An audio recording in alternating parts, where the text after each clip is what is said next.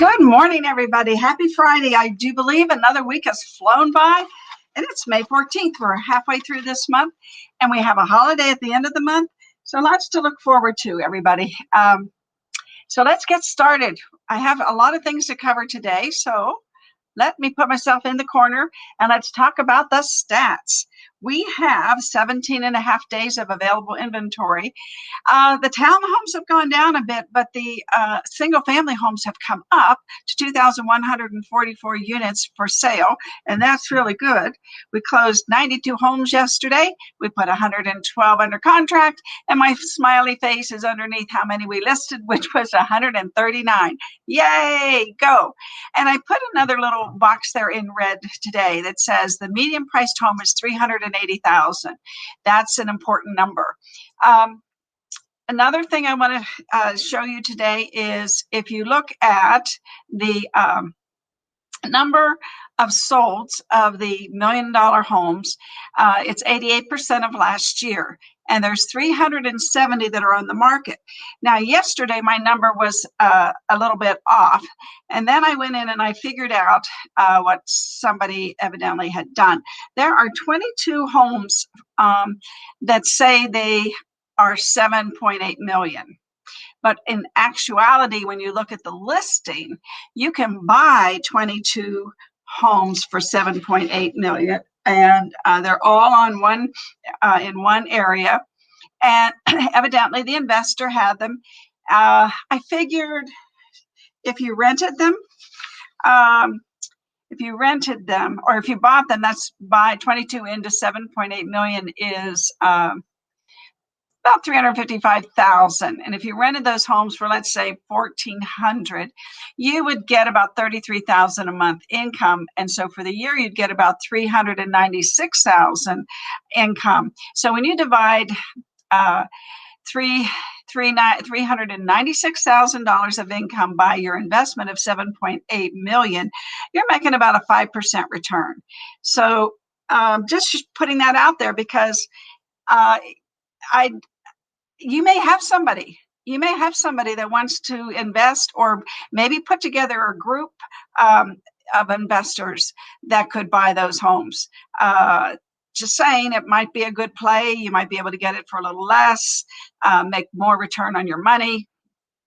So it was just interesting. I fell upon that because I was looking at the homes over $1 million that are for sale. And I'm here to tell you, a lot of these homes are way more than $1 million. There's so many 3 million and up.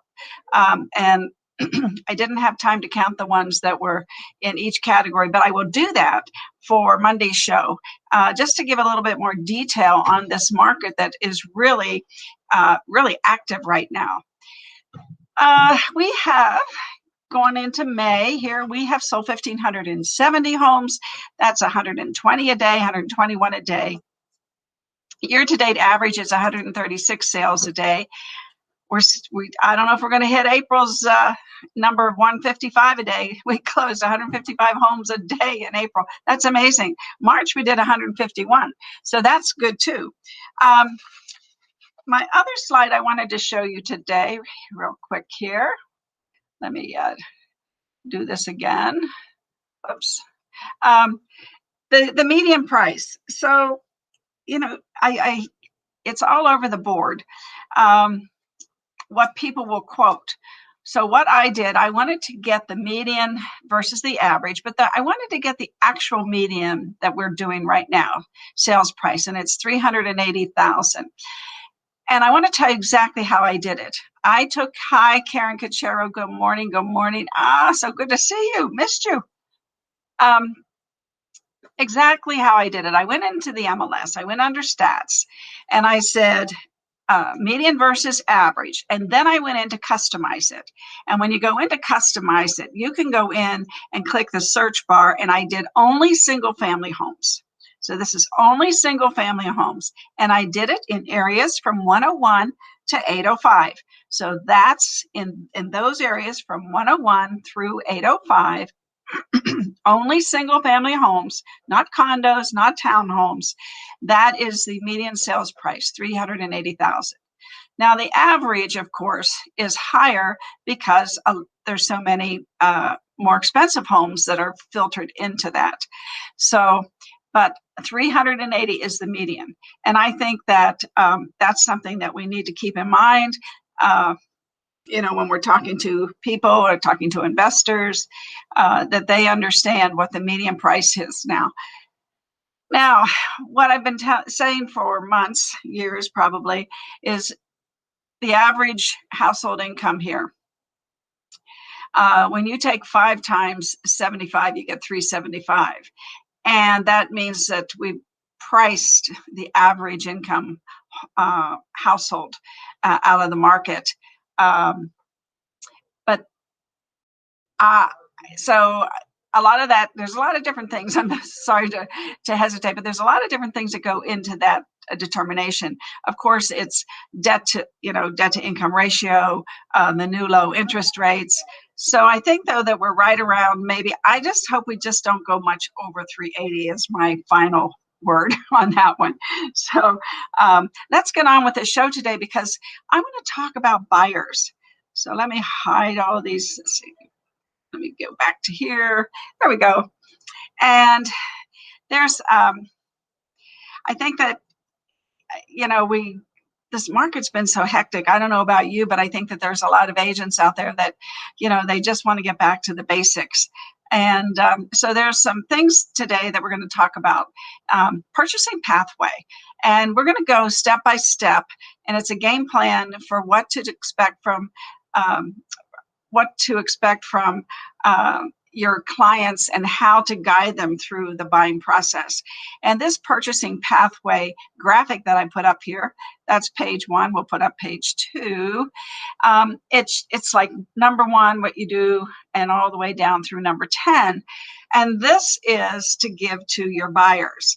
But I'm going to do a PowerPoint today about how you should handle the buying process so that you have the maximum ability to work with these buyers and to the point where you deliver a home to them. Okay, so let's see if we can get this going today. I'm going to have to share my screen here. My window. We're going to pick that one. We're going to share it. And I am going to go over here to, I think what I have to do first, I think Kane told me this. I have to do solo. What is a buyer? A buyer is a person who actually has the means and motivation to buy a home. Well, that's pretty basic, right? Motivation is a big one and means is a big one. So we want to talk today about what's the benefits of working with a buyer. So the benefits and challenges of working with buyers, turning a buyer into a buyer client. So a buyer lead can be anything. A name somebody gave you, maybe you bought the lead, maybe it's a referral, whatever it is, you need to turn it into a client. And so that's where it comes to following the purchasing pathway. And the benefits and challenges. Okay, the benefits of working with buyers. Now, if you're in this market, you're probably working with buyers to some degree, right? Half of the deals are closing by agents working with buyers. So it's the quickest way to generate a right now commission check versus listing where you have to market to a neighborhood, walk the neighborhood, build relationships in the neighborhood, do the circle prospecting, like I said. So the challenges then become, it's very demanding of time and energy because it's right now. So it's demanding. And you basically, and I know that we all believe in managing our time, but when buyers are in town, like in Vegas, people come, we need to basically be on their schedule. They come into town, they want to rest the first day, the second day.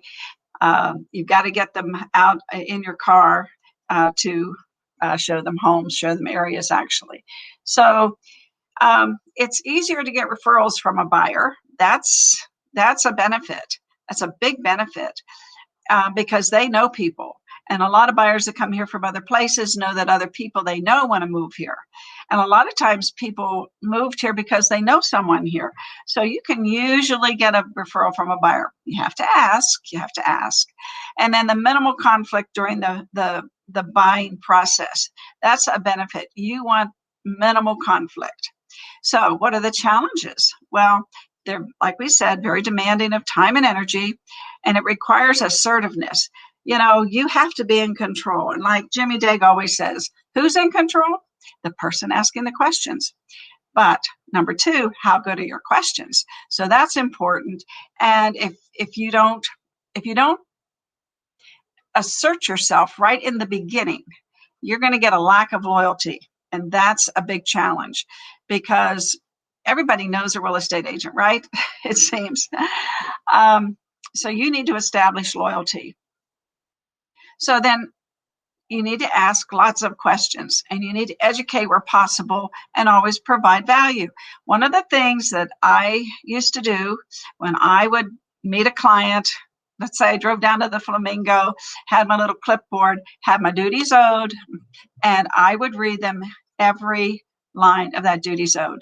And they said nobody ever did that. It was very professional to know what my responsibilities were to them, what my responsibilities were to all parties.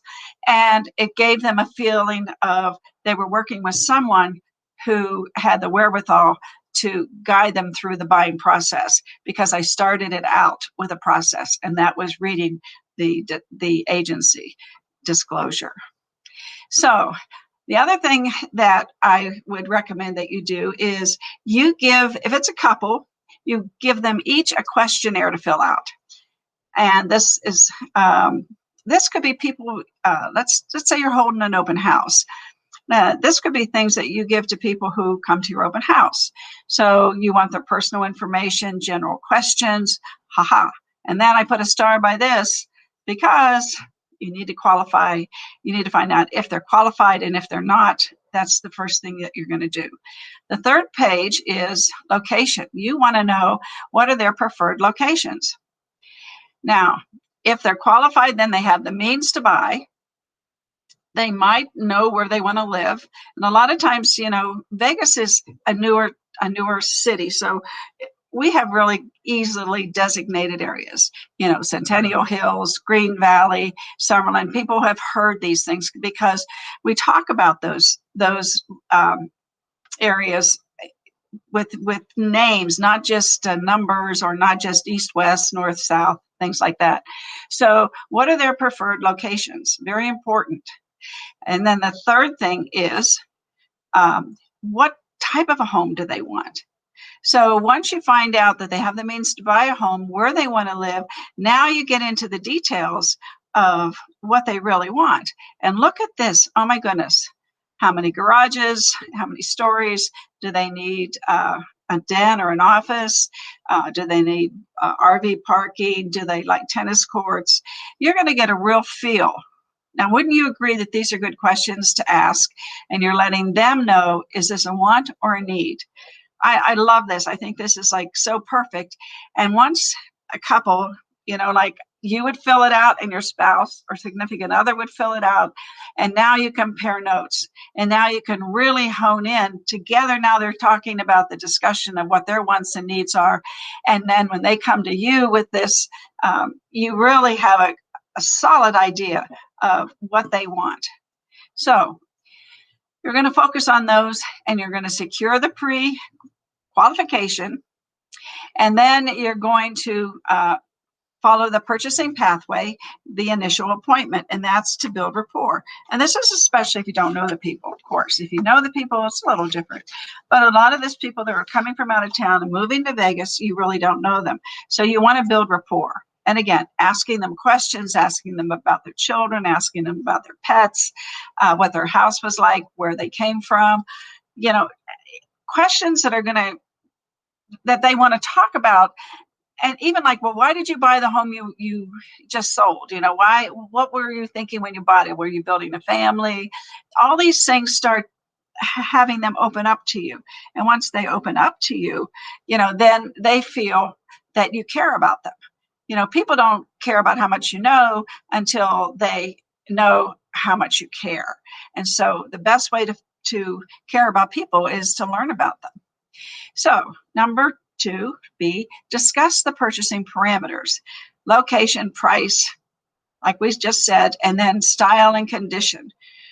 Some people want a newer home. Some people like an older home. Some people like bigger yards. So this is very important that they filled out the questionnaire for you. And then you're going to get your pre-approval. And now that transforms this looker into a buyer. As soon as you have that pre-approval, you know you have a buyer. And would you believe this stat? NAR said that 28% of agents showed homes to unqualified buyers in 2020. And they're asking a question, do you think it's malpractice? Why do you take people in your car that are unqualified? Now, there may be a reason. They may be working on their credit, but for most part, this stat was people that just took people, agents that took people out that were totally unqualified. Number 3. So when you're following the purchasing pathway, it's view the homes and remind them it's a process of elimination, not selection. I know that John loves it when people says, oh my gosh, I don't like this house at all. Well, wow. Tell me why you don't like it, because we won't look at any more of these. What is it about? Well, I don't want carpet. I don't want beige. I want wood, and I want white cabinets, and I want gray floors. Or, they start telling you what they want when they see what they don't want. And I'm sure you've all experienced that, depending on, how many buyers you've taken out. And even if you've started your career by doing rentals, renters have the same thing. They'll tell you what they don't like, and that's like gold. So that's the process of elimination, not selection. And you tell them that. I need to know what you don't like. Very important in streamlining the experience for you and for your buyers. Then write the contract. Oh my goodness. Do you know the technical terms in our contract? In the classes that Jimmy and I teach, Jimmy is the instructor, I just assist him, but there's some sentences or paragraphs in our RPA that are over 100 words. How in the world do you explain a paragraph with a sentence that's over 100 words? So you really have to understand that contract. And that's something that I know we do our best to teach it. And we're going to even, as with the new hours that you're required to have, we're going to really dig deeper into some of these contracts and buyer brokerages, agreements, and things like that. But you really have to be able to explain every line on that contract. You can practice with yourself on YouTube. You can practice with your spouse. You can practice with your friend. You can practice with a fellow agent. But you really, and I would really suggest doing it with someone who's not in real estate and then an agent, so that you can understand from both perspectives what's important for you to interpret to your buyer. And I say interpret because you want to put it into the layman's language, but you don't want to say the wrong thing and misguide them, because that'll come back to haunt everybody. So then you perform the home inspection. You explain the difference between red flag problems and minor issues. Man, that is something that everybody needs to really do when you tell them about a home inspection. You tell them that there's some things here, if it's electrical, if it's plumbing, if it's, AC, HVAC, if there's really something wrong with the pool pump, big problems. The minor things, this is not a cosmetic inspection, even though inspectors sometimes they'll bring up different things. I don't know why, but they do. Different inspectors do things different ways, but you want to make sure that you're telling them beforehand. And we're talking about managing people's expectations. You want to do that. You want to manage their expectations, and you could even show them an inspection. You need to redact it so that they can't see the names or the address, but kind of show them maybe beforehand what to expect. I always thought that was a great idea. So now you're going to do the final walkthrough. You're going to ensure the home and any negotiated personal property is being delivered in the condition it was agreed to. So that's why you do the final walkthrough. You know, you just want to make sure that that dishwasher that was working when they had the inspection is still working. The garbage disposal is still working. You know, some of those, just those touch on the high points. The inspector's already tested the electric, and for the most part, that doesn't go bad overnight or in a week or 2 weeks. So I'm sure you will, you will make the home buyer feel comfortable when you do that final walkthrough. And it's good that they know that there's going to be a final walkthrough. And again, when you explain the contract to them, they realize, hey, we have a chance to walk through this home again. Now, the final walkthrough is not something that would kill a deal unless an inspector missed something. And I've, as a broker, we've come across all types of things that happen. But for the most part, final walkthrough just makes sure that the things are working the way they were supposed to. And then you want to execute the closing documents with them so that you make sure that all the I's are dotted and T's are crossed. Otherwise, guess what? No commission check, right? Yeah, we know that. And then once you deliver the home, make it a ta-da, make it really something that they are so excited about. I know many agents will put out a red carpet, they'll have a big key with a little key on it, just all types of things that you can do and give them a housewarming gift and make it something that they're going to keep. And like the anniversary of the day of this day, May 14th, 2021. And it can be, John and Mary Smith moved in to their beautiful home. And you can put, love Ruth, whatever with it, you don't want to make it too commercial, but you want them to remember this day and remember you as well. Now, hopefully that's not the last time they hear from you, right? So this purchasing pathway, and you give this to them because we just kind of went through most of this, the initial appointment, needs and wants as a buyer. Number 2 is determining the purchasing parameters. These are the 3 criteria every buyer uses to find their home: location, price, style, and condition. And so you want to make sure that you give them that buyer questionnaire so that they can think about that beforehand. Have you ever taken a buyer out, by a husband and wife, let's say, or a couple, and they're arguing about things that if you had done this, they wouldn't be arguing about things because they would have already determined what their needs and wants are, and how they're going to compromise. If I want a pool and John doesn't want a pool, that's a big compromise. What are we going to do, right? Get a spa maybe. But so lots of different things come out of having them do that beforehand. And then, of course, you need to get your pre-approval. And then you view the homes. And the process of viewing homes provides you with information in order to make the best decision possible. Of course, you tell them that. And it even says on here, helping you find a home is a process of elimination, not a process of selection. We reviewed that a few minutes ago. And the best way to prepare for the contract phase of the transaction as a buyer is to review a blank copy of the purchase contract. So give them a copy of it. Let them read it, and they will have questions. And that's why you need to be prepared to answer any question about any item on that contract.